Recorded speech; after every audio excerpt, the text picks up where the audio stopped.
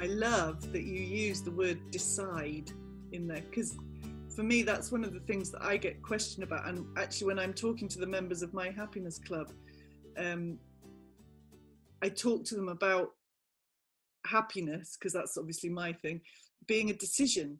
And it's not just a choice, it's a decision. And it's a decision that you can make every day.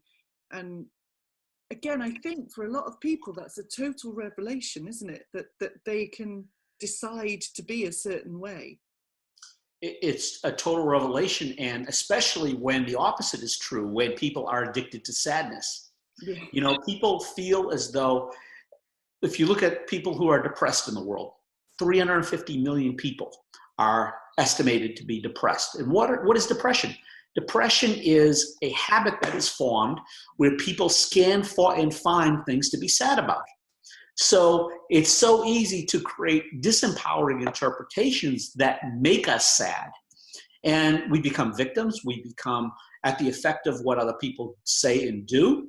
And we think that, you know, it's a disease that we have, this depression, this sadness is unavoidable. We were given a bad deck of a bad hand with respect to what life has given to us. We don't realize that we make choices moment by moment.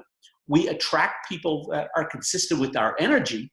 And so if we want to be happy, we need to give off happy energy. We need to contribute to other people. We need to have positive expectations. We need to see our success and our happiness as inevitable.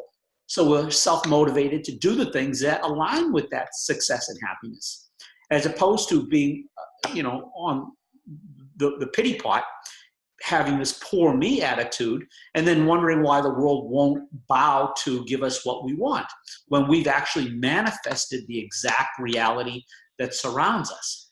So wherever we are in life is exactly consistent with what we've manifested. And if we're unhappy, if we don't like it, if we're unfulfilled, if we're poor or not abundant, it's because we've made decisions about ourselves and others and about the world in general that do not support us. So the good news is that we can flip that light switch. We can start to recognize when we're making up things that don't support us. We can create new empowered interpretations that do. And that's what I mean by living deliberately. And it's a muscle that needs to be developed. And it's so exciting when we develop that muscle, because the sadness or the fear or the anger. Let's talk a little bit about that for a minute, if I could. As I said, a lot of people are addicted to sadness, but even more people are addicted to anger. If you look at the state of the world today, it's full of angry people. Why is that? It's because anger allows people to dominate others and avoid being dominated. It allows people to be right about something, and people will do anything to be right. It allows them to be forceful in the moment and get people to do their will. And all of that is why we keep it in place. But most people are totally unaware of what it's costing us in terms of our relationships, our happiness, our peace of mind, our fulfillment, our ability to live a life that is meaningful. The third type of predominant emotional reactive mood, besides anger and sadness, is fear. People, it's been estimated that 24% of women and 16% of men are addicted to fear. Again, these are victims, just like the sad people. It puts them on edge. They live on the edge, whether that's losing their job, not having enough money to support themselves and their families, whether it's living in a war zone or in an area where there's always some sort of calamities happening, like fires or earthquakes or tsunamis or whatever. Or it's just about constantly living in that fearful state where we marry the person that makes us afraid, or we create a job where we're on the edge all the time. Why? We don't like being afraid, but it allows us to justify not being responsible for making our life work in a way where we have a reserve, where things work calmly and we expect great things to happen. Because we can say, it wasn't my fault, I was afraid, I was paralyzed. And so one of the exercises I'd like our viewers to take on today is to identify what mood, what predominant emotional reactive state actually runs your life. Is it a form of anger, sadness, or fear, or something else? And when you identify what that is, you now can start to recognize as a big red flag whenever you're in that mode, whenever someone says or does something that makes you angry or makes you sad or makes you afraid, you'll realize that no one can make you anything. You make yourself that way, but you've been using this as a justification for survival, for getting others before they get you, be it with anger or retreating in sadness or being on the edge and not taking responsibility with fear.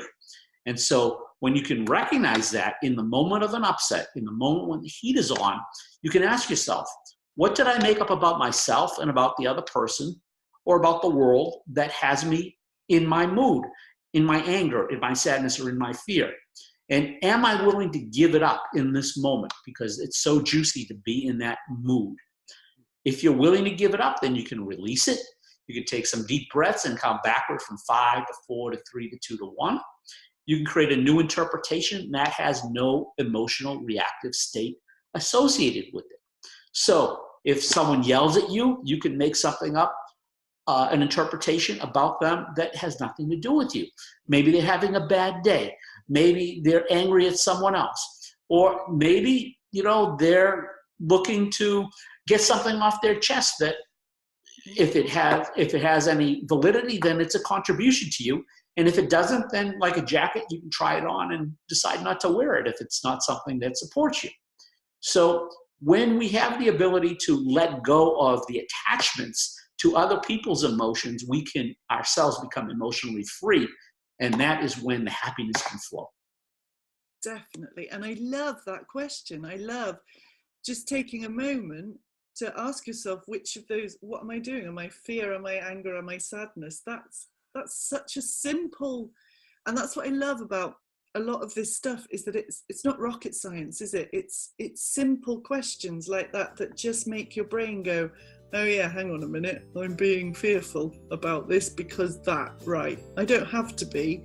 I love that. That's such a brilliant technique. Thank you for sharing that. Wow.